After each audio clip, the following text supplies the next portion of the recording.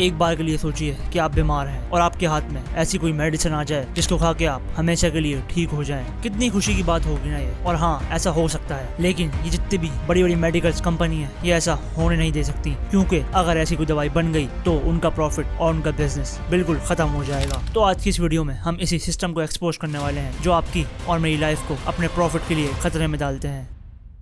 तो चलें, आप लोगों से मेरा एक सिंपल सा सवाल है कि मेडिसिन का मतलब क्या होता है? कि किसी बीमार इंसान की जिंदगी को बचाना, यही ना? लेकिन ये जितनी भी बड़ी बड़ी मेडिकल कंपनी है ये दवाइयाँ बनाती तो मरीज की जान बचाने के लिए हैं, लेकिन यहाँ एक कड़वा सच भी छुपा है। ये दवाइयाँ बनाते ऐसे हैं कि किसी भी मरीज पे वो दवाइयाँ इतनी स्लो असर करती हैं कि कभी कभार तो मरीज मौत के मुंह तक पहुंच जाता है। लेकिन यहीं पे तो इनका असल गेम आता है। जितनी ज्यादा दवाइयाँ आप खाएंगे उतना ही ज्यादा इनका प्रॉफिट बनेगा। एक सिंपल सी एग्जाम्पल है, कभी आप हॉस्पिटल जाते हो तो डॉक्टर आपको टेस्ट लिख के देता है और फिर मेडिसिन, और इसी चीज का साइकिल चलता रहता है। इसका मतलब ये नहीं कि मेडिसिन काम नहीं करती, लेकिन सवाल ये है क्या ये सबसे बेस्ट ऑप्शन होती है या सिर्फ सबसे ज्यादा प्रॉफिटेबल ऑप्शन? और ये सिस्टम सिर्फ पुअर कंट्रीज में नहीं, डेवलप्ड कंट्रीज में भी चलता है। और अगर किसी बीमारी का परमानेंट इलाज मिल जाए तो क्या होगा? कंपनी का बिजनेस खत्म। इसलिए आजकल की बड़ी बड़ी कंपनीज परमानेंट इलाज पर फोकस नहीं करती, वो फोकस करती है तो अपने प्रॉफिट पे, कि कैसे कस्टमर को भी सेटिस्फाई किया जाए और अपना प्रॉफिट भी बढ़ाया जाए। और यहाँ पर शुगर, ब्लड प्रेशर और कोलेस्ट्रॉल ये ऐसी बीमारियां हैं जिनका इलाज नहीं है।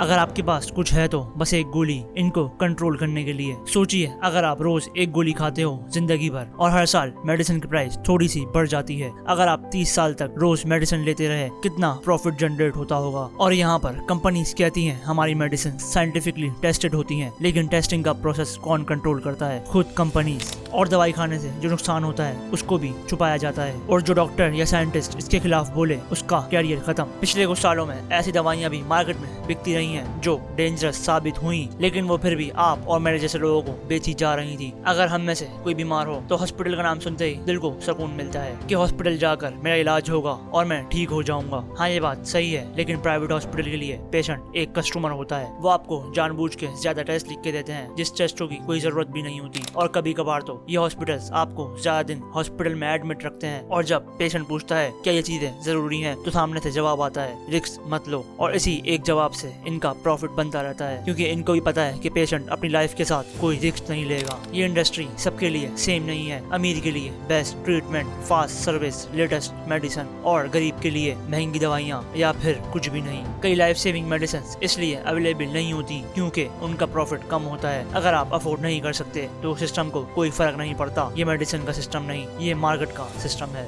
ये जितनी भी बड़ी कंपनीज हैं वो अपने टीवी एड्स में हम सबको क्या बोलते हैं? इस दवा के बगैर रिस्क है, आज नहीं ली तो कल देर हो सकती है। और हम सब डर में आके वो चीज खरीद लेते हैं, चाहे बीमारी हो या ना हो। सवाल ये नहीं है कि मेडिसिन गलत है, मेडिसिन ने करोड़ों जिंदगियां बचाई हैं। सवाल ये है क्या हम ब्लाइंडली सिस्टम को फॉलो कर रहे हैं? और सबसे इम्पोर्टेंट, डर की बेस पर डिसीजन लेना बंद कीजिए। आज मेडिसिन एक बिजनेस बन चुकी है, और जब जिंदगी से ज्यादा प्रॉफिट इम्पोर्टेंट हो जाए तो समझ जाए सिस्टम को चेंज करना जरूरी है। और अगर आप चाहते हैं कि ऐसी ही वीडियोस हम लाते रहें तो इस वीडियो पे जाके कमेंट करें और इस चैनल को सब्सक्राइब करना ना भूलिएगा, और इस वीडियो को भी लाइक कर दें, क्योंकि अवेयरनेस सबसे बड़ी दवा है।